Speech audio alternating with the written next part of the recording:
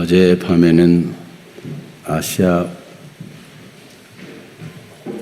항저우 아시안 게임에서 대한민국과 일본의 경기가 있었고 멋진 역전승을 이뤄냈습니다. 설교자로서 늘 설교 제목을 어떻게 정할까 하는 것이 고민인데 어제 마침 역전을 했기 때문에 야구도 축구도 금메달을 따게 된 멋진 역전을 생각할 때 감사합니다. 우리 인생도 어쩌면 이런 경기와 같다라고 생각됩니다. 전반 2분 만에 일본에게 선제골을 내주고 그리고 전반 27분에 황재원이 올린 대각선 크로스를 골대 왼쪽에 있던 정우영이 헤더골로 골인을 연결시켰고 후반 11분에 황재원이 다시 문전으로 달려가면서 찔러준 그 패스를 이번에는 또 조영욱이 슈팅으로 골인해서 2대1로 역전하게 된 것이죠. 역전의 승리를 맛본 사람들은 얼마나 짜릿하겠습니까? 특별히 24세 이하의 이 젊은이들에게는 군대 면제가 돼요. 금메달을 땄기 때문에.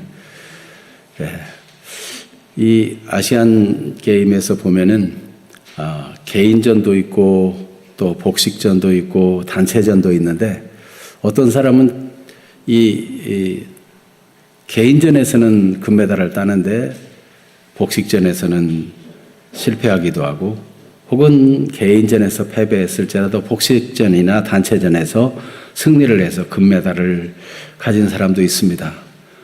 어떤 사람은 둘 다 승리해서 금메달이 많은 사람도 있습니다. 그런데 오늘 아브라함도 어쩌면 그와 같습니다. 정말 큰 문제를 만나고 위기를 만났는데 인생 역전 드라마를 기록하는 주인공이 되었어요. 여러분 오늘 말씀 받는 우리 모두에게 이런 인생 역전이 일어나기를 축복합니다. 그래서 세 가지로 먼저 아브라함의 모험에 대해서 말씀을 드리고자 하는 것인데 아들 이삭과 팀워크를 이루어가지고 아브라함 혼자만 해서는 안 될 일인데 얼마나 팀워크를 잘 이루어서 이 일을 해냈는가. 이 아브라함의 모험에서 어떻게 팀워크를 이루어서 승리하는지 그 과정을 함께 나눠보기를 원하고요. 두 번째는 지켜보시는 하늘 아버지입니다.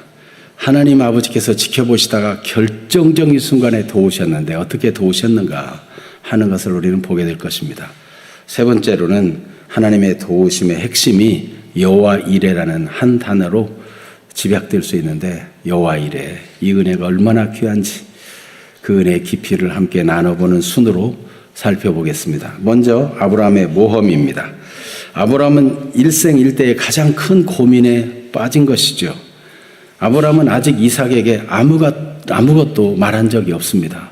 하나님께서 내 사랑하는 아들 내 독자 이삭을 번제로 바치라 이렇게 말씀했다는 것을 이삭에게 차마 말하지 못했어요. 더구나 이삭이 무슨 생각이 있는지 하나님 나무도 있고 불도 있고 칼도 다 있는데 번제할 어린 양은 어디 있습니까? 물어볼 때 아브라함이 얼마나 당황스러웠겠어요. 아브라함은 번제할 어린 양은 하나님이 친히 준비하신다 이렇게 지나갔지만 드디어 하나님이 말씀하신 그곳에 이르렀을 때 더 이상 지체할 수도 없고 숨길 수도 없는 형편입니다. 이 문제를 어떻게 풀어가야 되겠습니까? 이삭에게 하나님께서 너를 번제로 드리기를 원하신다는 설명을 무슨 말로 설명해야 돼요? 어떻게 설명해야 돼요? 여러분 같으면 너를 번제로 너를 쪼개가지고 죽여서 불로 태워 하나님께 드리기를 하나님이 원하신다. 그러니 너는 지금 죽어야 된다. 그 얘기를 여러분 같으면 어떻게 하겠어요? 아브라함도 굉장히 하기 어려운 말이죠. 아브라함은 이삭에게 무슨 얘기를 했을까? 아마도 아브라함은 그동안 살아오면서 네가 어떻게 태어나게 되었는지 이런 얘기를 했을 거예요. 그날도 3일길을 지나면서 뭔가 몇 가지 얘기는 미리 던져 놓았을 게 틀림없습니다. 저는 이 마지막 순간까지 한 이 얘기가 이런 내용들일 거라고 생각합니다. 무슨 내용이냐? 아브라함이 하나님을 체험한 내용입니다. 내가 겪어봤다. 하나님은 이런 분이다. 여러분, 자기가 겪은 체험, 자기 간증을 얘기하는 것보다 더 강력한 게 없습니다. 사람들은 그러니까 간증을 말할 때는 막 목소리에 힘이 들어가고 실제이기 때문에 생생하게 그렇게 얘기하는 법입니다. 아브라함도 이삭에게 길을 걸어오는 3일 동안 너를 번제로 바치기를 원한다는 말은 안 했을지라도 하나님이 얼마나 그동안 아브라함 자신에게 은혜 주셨는가 이 얘기를 했지 않겠어요? 저 갈대아 우르에 있을 때 하나님이 부르셨고 하란에서 채차 불러 너는 내게 지시할 땅으로 가라. 그러면 너에게 복을 주어서 복의 근원이 되게 만들겠다. 너에게서 많은 후손들이 일어나게 될 것이다. 이런 말씀을 하셨기 때문에 아브라함은 그걸 믿고 가나안 땅에 갔다는 거죠. 훨씬 더 열악하고 불편한 땅이지만 하나님의 약속을 믿고 아브라함이 간 얘기를 하고 거기서 지내온 얘기를 3일 동안 뭐 하겠어요? 그런 얘기를 하나씩 꺼내 놓는 것이죠. 그래서 창세기 15장에 보면 소돔이 어려움 만났을 때 소돔에 있던 롯을 그 전쟁에서 구출해내고 마음이 허전할 때 아브라함아 나는 너의 방패다. 너의 지극히 큰 상급이다. 말씀할 때 아브라함 하나님께 말씀드렸어요. 하나님 저는 족합니다. 저는 상속자가 없는데 집에서 길리운 종 엘리에셀이 나의 상속자입니다. 충분합니다. 뭘 주시렵니까? 그때 하나님께서 아브라함에게 말씀하시기를 아니다. 내 몸에서 날 자가 내 상속자가 되리라고 꼭 짚어서 말씀해 주셨다는 것이죠. 그런데 세월이 지나도 아들을 주시지 않고 사라가 혹 하갈에게 들어가서 아이를 얻어보라. 나는 이미 생리가 끊겼고 희망이 없으니 하나님이 그렇게 주시려나 보다 해서 이스마엘을 얻었지만 하나님께서는 아브라함에게 말씀해 주신 거죠. 아브라함은 그 얘기를 솔직하게 다 얘기한 거예요. 여종 하갈이 임신했을 때 하갈이 여주인인 사라를 멸시하게 될 때 아브라함은 고민했는데 하나님께서 내쫓으라 해서 내쫓았던 일과 또 하나님께서 친히 아브라함에게 말씀하시기를 이름을 아브라함이라 바꾸라. 할례 제도도 말씀하시고 내 아내 이름을 사레를 사라라 바꾸라고 말씀하시면서 아들을 주겠다고 말씀하셨는데 아브라함은 그때 자기 솔직한 심정을 얘기했다는 거예요. 100세나 된 사람이 무슨 아이를 낳을까? 아내는 90세인데 무슨 아이 생산할 수 있겠는가? 이러면서 속으로 웃었다는 거예요. 솔직한 얘기예요. 아들에게 얘기하는 거죠. 아들아, 그때 나는 속으로 웃었고 하나님께 이렇게 말씀드렸단다. 하나님, 이스마엘이나 하나님 앞에 살기를 원합니다. 하나님이 깜짝 놀라시면서 아니다.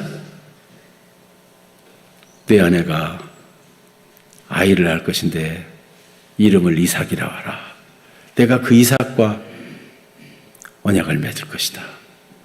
이삭에게서 난 자라야 내 씨라 일컬음을 받을 것이다.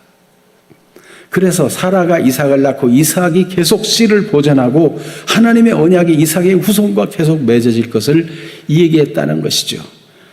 그래서 너는 태어났고 그리고 이렇게 건강하게 자랐으니 얼마나 감사한 일이냐. 네가 젖될 때쯤의 일인데 너는 잘 생각이 안 나겠지만 그때 이스마엘이 너를 박해하고 희롱하는 걸 보고 고민했더니 하나님이 그 여종과 그 아들을 내쫓으라고 말씀하시고 그리고 이삭에게만 약속이 있다. 내가 그 이스마엘도 따로 보호해 줄 거지만 언약은 내 아들 이삭에게만 맺는 것이다. 영원한 언약을 세우겠다. 하나님이 그렇게 말씀하셨다는 거예요. 아마 아브라함은 3일길 오면서 그 정도까지만 얘기했겠죠. 하나님의 은혜를 감사하다. 하나님께서 우리 아버지를 이렇게 인도하셨구나. 하나님의 약속하면 반드시 지키는 분이구나. 아마 이런 것들을 느낀 바가 있겠죠. 아브라함은 오늘 여기 모리아산 이 지경에 오게 된 이야기도 하게 됩니다. 아들아, 하나님이 나에게 3일 전에 말씀하셨는데 나타나 말씀하시기를 내 사랑한 아들, 내 독자 이삭을 내가 너에게 지시하는 한 산 거기서 번제로 바치라고 말씀하셨단다. 이 말을 듣고 나는 충격을 금할 수 없었지만은 하나님 지금까지 나를 인도해 오신 세월을 생각하고 하나님은 말씀하시면 반드시 약속을 지키는 사실을 생각할 때 고민을 거듭하는 밤이었지만 나는 아침 일찍 일어나서 장작을 쪼개고 준비를 다 갖춰서 종들을 내가 신임하는 종 둘을 데리고 너를 깨워서 여기까지 온 것이 아니냐. 하나님은 너와 내 후손을 통해서 영원한 언약을 세우겠다고 말씀하셨으니 오늘 번제로 바치라 하는 말이 이해가 안 되지만 그러나 하나님은 방법이 있을 것이다. 너는 여기서 죽고 끝나는 것이 아니다. 하나님은 죽음 가운데서라도 도로 살릴 수 있는 분이다. 나는 그렇게 믿는다. 이삭 너는 어떻게 생각하니? 여러분 이삭이 어떻게 반응했겠어요? 이삭이 내가 잡혀서 결박당해서 죽겠습니다. 나를 태워서 불로 바치십시오. 그렇게 결정하기가 쉬웠을까요? 어려웠을까요? 너무 쉬웠습니다. 정말 아브라함은 고민했는데 이삭은 아브라함의 말을 듣더니 하나님 말씀이라면 순종해야죠. 제가 묶이고 올라가겠습니다. 여러분 우리가 하나님 말씀을 순종하는데 이건 나만의 문제가 아니고 부부가 같이 의논해야 될 문제고 또 자식들하고 의논할 문제고 또 주변에서 같이 협조해 줘야 되고 이러면서 너무 복잡하고 어려울 거라고 생각할 수 있습니다. 그러나 뜻밖의 쉬운 사람이 있습니다. 여러분은 하나님 말씀 이해 안 되는 말씀이라도 순종하기에 쉬운 사람입니까? 아니면 까다롭고 꼬치꼬치 이 핑계 저 핑계 이런 사연 저런 사연 되는 사람입니까? 이것저것 따지는 사람입니까? 하나님 말씀이라면 따지지도 묻지도 않고 아멘 순종할 수 있는 사람입니까? 성경 누가복음 8장 15절에는 이런 사람을 착하고 좋은 마음을 가진 사람이라고 증언하고 있습니다. 좋은 땅에 있다는 것은 착하고 좋은 마음으로 말씀을 듣고 지켜 인내로 결실하는 자니라. 어떤 사람은 마음이 완고해가지고 말씀을 주면 하나도 말씀이 들어가질 않아요. 길가박 같아요. 설득해도 안 돼요. 어떤 사람은 하나님 말씀을 받을 때 아멘하고 달콤하게 받지만 조금이나 박해나 환난이나 고난이 오면 내가 예수 믿고 좋은 일이 있으려고 예수 믿었지. 내가 고난 받으려고 어려운 일 당하려고 이런 예수 믿었느냐? 그리고는 떠나가 버리는 사람이 있습니다. 돌박 같은 사람이에요. 뿌리를 깊이 내리지 못해요. 받을 때는 막 말씀이 좋다고 은혜롭다고 잘 받는데 뿌리가 없어 깊이 뿌리를 내리지 못해요. 이 마음의 저변에 완고한 자기 자신이 있기 때문에 자기중심적인 사람이기 때문에 어떤 사람은 기쁨으로 말씀을 받아가지고 말씀 안에 막 성장하고 꽤 괜찮아 보여요. 저 사람 정말 같이 일할 만한 사람이겠다. 그런데 어느 날 돈 문제가 딱 오면은 거기에 탁 넘어져요. 재리의 유혹에 넘어지고 쾌락의 유혹에 넘어지고 염려거리가 생기면 그 염려에 그만 쓰러지고 말아요. 거기에 갇혀가지고 아무것도 결실하지 못하고 끝나는 사람이 있습니다. 이 결국은 순종하지 못하고 열매 맺지 못하는 것으로 끝나는 사람이 있죠. 그런데 이삭은요, 착하고 좋은 마음으로 아버지의 말씀을 하나님 말씀처럼 받아가지고 그거를 기꺼이 순종하는 그런 착하고 좋은 마음 가진 좋은 땅과 같은 사람이었습니다. 그러면 이삭이 순종하기로 결정하면 쉽습니까? 이제 바톤이 오롯이 아브라함에게 넘어온 거예요. 이삭이 못하겠다고 하면 핑계거리라 되지. 나는 순종하려고 했는데 이삭이 순종하지 못하겠다니 내 늙은 나이에 어떻게 이 장정인 이 다 큰 청년 아들을 묶어서 제단에 올려놓고 죽일 수가 있겠습니까? 핑계거리라도 있지. 이제는 오롯이 아브라함의 몫이에요. 복식 경기를 할 때 보면 이 사람이 치고 저 사람이 치고 하다가 자기 앞에 온 볼은 자기가 처리해야만 되는 거예요. 여러분, 우리 앞에 공이 넘어왔을 때 우리 인생의 문제, 내가 맞닥뜨려야 될 문제를 도피해서는 안 되고 직면해서 하나님 앞에서 어떻게 할 것인가를 결단을 해야 되는 것입니다. 우리 인생을 살면서 경기만 그런 것이 아니고 우리 인생에도 그런 결정의 순간이 올 것입니다. 아브라함은 그때 이제 순종하기로 결정했습니다. 처음 그렇게 믿음을 가지고 출발했지만 아침 일찍부터 서둘러 장작을 패고 종들을 깨워가지고 이삭을 준비시켜서 그렇게 일찍이 떠났지만은 여러분, 시작이 좋았다고 끝까지 성공할 수 있을까? 시작은 좋았으나 용두사미로 끝나는 사람도 있어요. 그러나 시작도 좋고 끝도 좋은 사람도 있습니다. 아브라함은 그렇게 믿음으로 시작했는데 그렇게 결정하고 이번에도 하나님 앞에 드리기로 재결단하게 되는 것입니다. 여러분, 우리 속에 착한 일을 시작하신 이가 그리스도의 예수의 날까지 이루도록 우리 자신을 들여서 말씀을 순종하는 삶을 살아가지 않겠습니까? 아브라함은 그렇게 한 것입니다. 아브라함은 이제 일생의 가장 큰 모험을 하게 되는데 그는 아들과 함께 장작을 쌓는 일을 시작합니다. 여러분, 성경은 이것을 아주 구체적으로 기록하면서도 긴박감이 있고 무게 있게 기록하고 있어요. 그래서 제가 오늘 9절에서 10절까지 밑줄을 쳐놨어요. 왜냐하면 이 단어들은 동사인데 그가 이렇게 했다. 그리고 그가 또 이렇게 했다. 그리고 또 이렇게 했다 하라고 그리고로 하나씩 연결하고 있어요. 그냥 한 번에 이 얘기해도 끝날 건데 왜 이렇게 얘기하고 있습니까? 아브라함에게 있어서 이 날이 이 1분 1초가 1000날 같고 10년 100년 같았을 거예요. 그 무거운 시간을 하나씩 신중하게 순종하고 또 순종하는 모습을 볼 수 있습니다. 그것을 의미 깊게 한번 읽어보겠습니다. 9절, 하나님이 그에게 일러주신 곳에 이른지라 그가 도착했어요. 이에 아브라함이 그곳에 제단을 쌓고 그가 제단을 쌓았어요. 그리고 나무를 벌려놨어요. 차곡차곡 나무를 쌓았어요. 그리고 그의 아들 이삭을 결박했어요. 그리고 그는 제단 나무 위에 아이를 올려놨어요. 이것이 아마 아이가 스스로 올라갔고 나무 위에서 결박하는 순서가 될 수도 있습니다. 하나씩. 그리고 아브라함은 손을 내밀었습니다. 무엇을 위해서?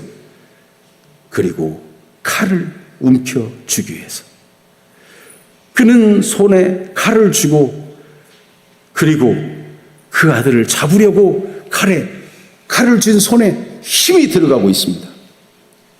여러분, 만약 이것을 영화로 만드는 이가 있다면 그 영화 감독은 이것을 실감나게 그 아픔과 단호함을 섞어서 잘 묘사해야 될 거예요. 이걸 문학가가 이걸 쓴다면은 이것이 하나씩 톡톡 튀도록 너무 생생하게 긴박감 있게 그렇게 기록해야 할 거예요. 아브라함은 과연 그렇게 했습니다. 여러분, 전혀 이해가 안 되는 일에도 아브라함은 끝까지 순종하려고 한 단계, 그리고 또 한 단계, 그리고 또 한 단계, 뚜벅뚜벅 황소걸음처럼 걸어가고 순종의 자리로 나가고 있습니다. 마침내 그는 지켜둔 칼에 힘을 주어 아들을 향해서 칼을 내리치려는 순간입니다. 이미 힘이 들어갔고 이것은 이미 자식을 죽인 거나 마찬가지입니다. 그 모든 것을 지켜보시는 하늘 아버지께서는 결정적으로 도우시는데 이 단호하고 신중한 행동으로 철저히 순종하려는 이 아브라함의 진심을 하나님은 다 보고 계셨고 그것을 그대로 받으셨어요. 아브라함아, 아브라함아, 다급한 목소리가 들려왔습니다. 하나님이 아브라함에게 너는 내 아이에게 손을 대지 마라. 그에게 아무 일도 하지 말아라. 하나님은 다급하게 불러서 그를 제지하시고 그를 인정하는 말씀을 하셨습니다. 12절 같이 읽겠습니다. 사자가 이르되 그 아이에게 내 손을 대지 말라. 그에게 아무 일도 하지 말라. 내가 내 아들 내 독자까지도 내게 아끼지 아니하였으니 내가 이제야 내가 하나님을 경외하는 줄을 아노라. 하나님께서 확고한 마음으로 인정해 주셨습니다. 여러분, 인신제사는 본래 하나님의 뜻이 아닙니다. 성경 그 이후에 언제든지 하나님이 사람을 제물로 요구한 적이 없어요. 이것은 단지 시험일 뿐이에요. 우상 숭배하는 사람들이나 자기 아들을 불에 지나가게 하고 그런 일이 있었어요. 그것은 악한 일이고 심판받는 일이었어요. 자기의 목적을 위해서 자기 자식을 죽이는 일을 한다는 것, 자기가 복받기 위해서, 자기가 잘되기 위해서 자식을 죽이는 일은 사악한 일이고 성경이 금하는 일입니다.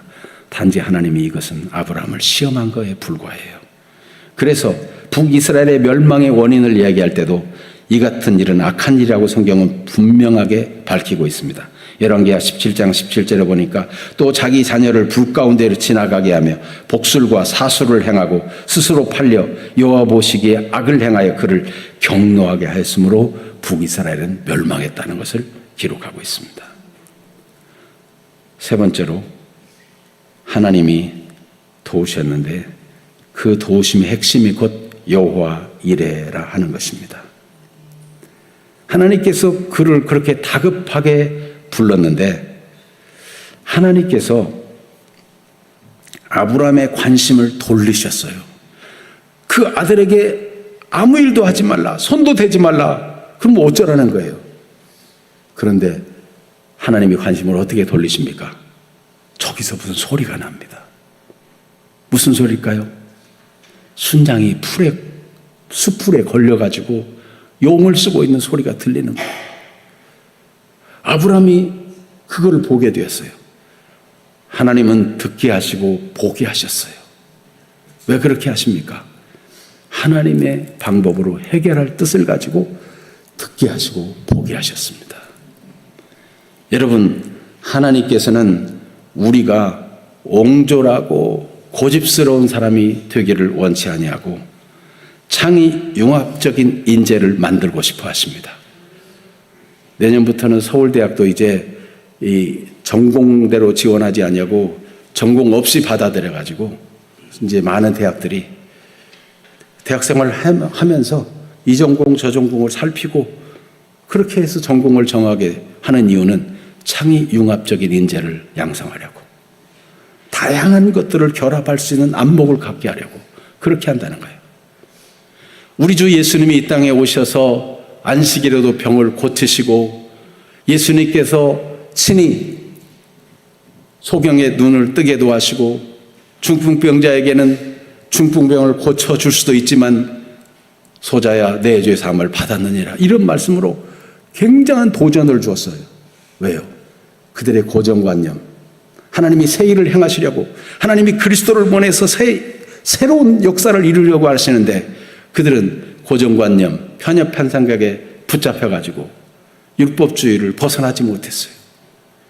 그런데 예수님은 하나님께서 친히 예수님 자신의 희생을 통해서 사람이 율법으로 구원받지 못하는 것을 아시고 자신의 희생을 통해서 사람을 구원하는 이 역사를 이루려고 보내신 사실을 늘 마음에 담고 있었기 때문에 마가복음 10장 45절에 인자가 온 것은 섬김을 받으려 함이 아니라 도리어 섬기려 하고 자기 목숨을 많은 사람의 대속물로 주려 함이라. 예수님이 나타난 표적이며 예수님이 하신 말씀이며 예수님이 행하신 모든 일들은 예수님께서 친히 하나님께로부터 오신 분이라는 것을 증언하는 확실한 증거였어요. 오늘 요한복음 5장에서 봤죠? 그렇습니다. 세례 요한의 증언에 기뻐하고 사람들이 거기에 있기를 즐거워했지만은 예수님께는 세례 요한의 증언보다 더 큰 증거가 있으니 아버지께서 그에게 주사 이루게 하는 역사들이 다 하나님이 그를 보내신 증언이었고, 과연 예수님을 통해서 하나님이 새 일을 행하신다는 걸 보여주었어요. 하나님이 위대한 복음으로 영혼들을 구원하고 세계를 살리는 일을 새롭게 시작하시는 것입니다. 구약이 계속 예언한 바가 이루어질 때가 되어서 예수님이 그렇게 행하고 계시는데, 바리새인들은 완강해가지고 융통성이 없어 고집스러워가지고 옛것만 고집하고 하나님이 보내신 그리스도, 이미 예언된 대로 하시는 것조차 못 받아들였어요. 여러분, 우리 사랑하는 성도님들은 하나님이 듣게 하시고 보게 하시고 새로운 일을 행하실 때는 거기에 잘 따라갈 수 있는 창의 융합적인 인재들이 되기를 축복합니다. 이것과 저것을 연결하고 그것을 판단해서 새로운 것을 창의적으로 생각하고 그렇게 하나님의 인도받을 수 있는 사람. 여러분, 우리 교회 안에서 이렇게 그래서 창의적인 인재들이 일어나서 새로운 사업가들도 일어나게 되기를 축복합니다. 이게 하나님이 주시는 안목, 내가 왜 퇴직을 하게 되었는가, 강제로 퇴직을 하게 되고 억울한 일을 당하게 되고 씩씩거리고 분노만 가지고 있을 것이 아니라 하나님이 새 일을 행하시겠다는 뜻은 아닌가. 관심을 돌리고 안목을 달리해서 새로운 관점으로 바라보면 하나님의 새 역사를 이룰 인물이 되는 것입니다. 아브라함이 그렇게 되었어요. 그래서 그 순양을 가져다가 아들을 대신해서 번제를 드렸어요. 아브라함이 콱 막힌 사람이었으면 하나님이 아닙니다, 하나님이 며칠 전에 말씀하신 대로 해야죠, 아들을 죽이게 바치겠습니다, 이러면 말이 되겠어요? 아브라함이 그렇게 하지 않은 것이 얼마나 감사한 일인지. 여러분, 교회 안에 보면 쓸데없는 옳지도 않는 그런 신앙생활에 잘못된 전통을 고집하는 사람들이 있는데 그건요, 융통성이 없는 거예요. 그래서 여러분, 자꾸 융통성 있는 사람 되게 하기 위해서 저는 예배 순서를 한 번씩 뒤바꾸잖아요. 광고를 앞에다 하기도 하고 뒤에도 하기도 하고 순서를 막 바꾸기, 찬양을 먼저 하기도 하고 나중 하기도 하고 막 바꿔요. 그 우리 성도님들은 보니까 융통성이 있어. 보니까 참 좋은 분들이 많아. 얼마나 감사한 일인지. 여러분, 이전보다 더 좋은 분들, 착하고 좋은 마음으로 말씀을 받고 인내로 결실하여 그렇게 하나님께 영광 돌리는 좋은 땅들이 되기를 축복합니다. 아멘. 하나님께서 하시는 일을 따라가는 이게 지혜로운 것이고 이게 복된 거예요. 아브라함처럼 말이죠. 하나님은 마침내 그 여호와 이레, 여호와의 산에서 준비되리라 한 대로 하나님이 한 순양을 준비해 가지고 이삭을 대신해서 번제를 드림으로 이삭이 죽지 아니하고 이삭에게 영원한 언약을 맺고 그 후손 대대로 하나님의 언약의 후손들이 되도록 그렇게 하셨어요. 정말 하나님이 하시는 일은 놀랍습니다. 이것을 누가 알았겠습니까? 아브라함도 몰랐고 이삭도 몰랐어요. 그런데 순종한 것입니다. 여러분, 여호와 이레, 하나님이 아브라함의 아들 이삭은 아끼시고 죽이지 않았지만 하나님은 자기 아들 독생자 예수 그리스도, 하나님이 준비한 예수 그리스도를 이 땅에 보내어 우리 죄 대신 죽게 하셨습니다. 그날 수풀에 걸려있는 어린 양처럼 하나님의 아들 예수 그리스도는 죄인의 몸을 입고 이 땅에 수풀에 걸린 양처럼 제한된 육체를 입고 자유롭지 못한 한계를 가진 인생으로 이 땅에 죄악 속에 살면서 하나님이 지라고 한 십자가, 자기가 가면 잡힐 걸 아시면서도 그는 올무에 걸리기 위해서 다가가는 양처럼 그렇게 겟세마네를 향해 갔고 그는 거기서 잡혀 부당한 재판을 받고 십자가를 지셨습니다. 여호와 이레, 그 준비하신 하나님의 어린 양은 바로 우리 주 예수 그리스도이십니다. 고린도후서 5장 21절, 하나님이 행하신 일을, 하나님이 준비한 여호와 일에 하나님의 역사를 말씀을 통해서 보십시다. 고린도후서 5장 21절, 하나님이 죄를 알지도 못하신 일을 우리를 대신하여 죄로 삼으신 것은 우리로 하여금 그 안에서 하나님의 의가 되게 하려 하십니다. 갈라디아서 1장 4절 말씀도 그리스도께서 하나님 곧 우리 아버지의 뜻을 따라 이 악한 세대에서 우리를 건지시려고 우리 죄를 대속하기 위하여 자기 몸을 주셨으니 그렇습니다. 하나님이 여호와 일에 수풀에 걸려있는 한 양을 준비하신 하나님은 때가 참에 그 아들 그리스도를 이 땅에 보냈어요. 갈라디아서 4장 4절 5절에 보니까 같이 볼까요? 때가 참에 하나님이 그 아들을 보내사 여자에게서 나게 하시고 율법 아래에 나게 하신 것은 율법 아래에 있는 자들을 속량하시고 우리로 아들의 명분을 얻게 하려 하심이라. 우리를 자기의 아들로 삼으시기 위해서 자기의 독생하신 아들을 희생하신 하나님의 사랑. 여러분, 깜짝 놀랄 도우심의 핵심은 그리스도를 우리에게 주신 것입니다. 자기 아들을 아끼지 아니하시고 내어주신 하나님의 사랑을 생각할 때 우리가 하나님을 신뢰함으로 이해가 안 되는 일인들 순종하지 않겠습니까? 이해가 안 된다고 따지고 까다롭게 굴고 그렇게 하겠습니까? 이삭은 하나님의 말씀을 직접 들은 게 아닙니다. 아버지를 통해서 전해 들었을 뿐이지만 내 아버지가 믿는 하나님, 나도 믿는다. 아버지가 들은 음성을 자기가 들은 음성과 똑같이 받아들였어요.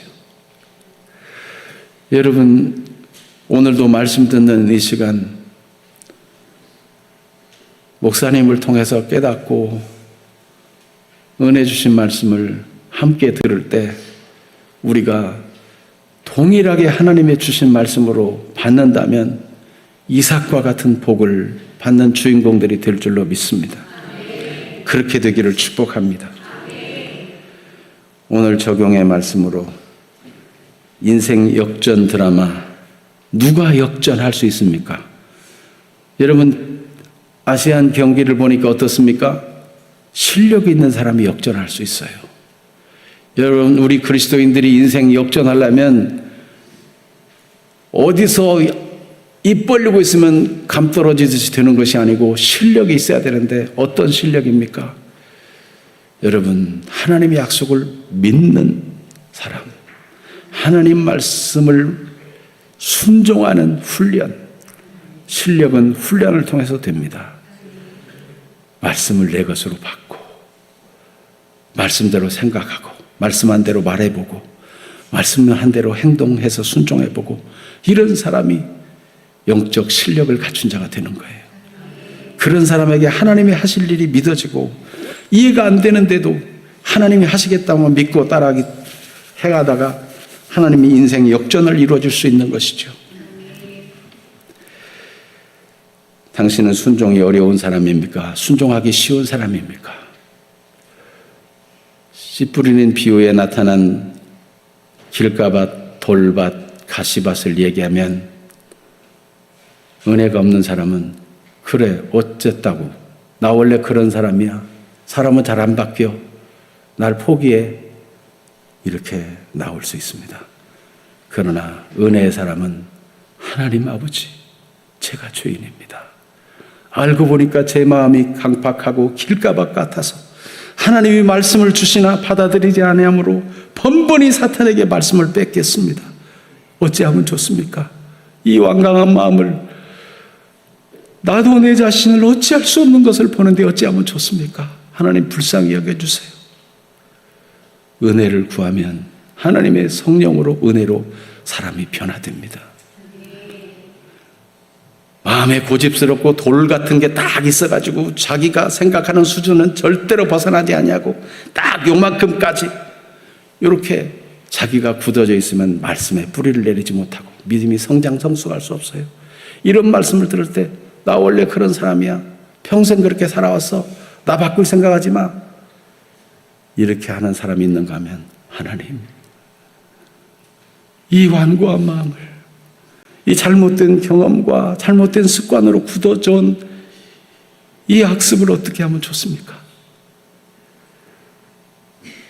내가 만나지만 말아야 될 사람들을 만나 상처받고 하도 당해가지고 내 마음이 이렇게 굳어졌습니다. 하나님 앞에는 그러지 말아야 되는데 내 마음이 왜 이렇습니까? 하나님 불쌍히 여겨주세요. 하나님의 은혜가 아니면 안 됩니다. 가시밭 같은 마음 있는 사람이라도 내가 돈에만 문제 생기면 마음이 약해지고 돈에만 걸리면 넘어지는데 나를 어떻게 하면 좋습니까? 여러분, 은혜 사람은 회개를 통해서 하나님의 은혜를 입고 하나님의 특별한 은혜와 역사를 따라 성령을 부어주심으로 사람이 변화되어 좋은 밭과 같이 되는 것입니다. 여러분, 나는 나야, 나대로 나도 그렇게 사시겠습니까? 하나님의 은혜로 변화되어 진정한 실력자가 되고 인생 역전할 수 있는 하나님의 손길에 붙잡혀 쓰임받는 인생이 되겠습니까? 이 시간 말씀 앞에서 자신을 돌아보며 기도하십시다. 이 시간 한 3분간 기도하겠는데 말씀은 충분히 들었습니다. 절망적인 세상의 여호와 일에 우리 죄를 속하러 오신 예수님을 우리가 전하는 사람 되기 위해서 성경에서 영생을 얻는 줄 알고 성경을 연구하지만 이 성경이 곧 나에게 대해서 증거하는 것이라고 예수님 말씀했어요. 오늘 여러분, 우리가 이 말씀을 들어서 아브라함이 훌륭하다 그런 얘기 하자는 게 아니에요. 하나님이 그리스도를 보내시고 그리스도의 희생을 통해서 그리스도께서 보내신 성령을 통해서 우리가 변화될 수 있다. 우리 인생이 역전될 수 있다. 이걸 붙잡고 이 시간 회개할 부분은 회개하고 새롭게 다짐할 부분은 다짐하고 기도하는 시간이 되길 바랍니다. 다 같이 주여 한번 외치고 기도하겠습니다. 주여! 오 살아계신 하나님, 우리 아버지, 이 시간 우리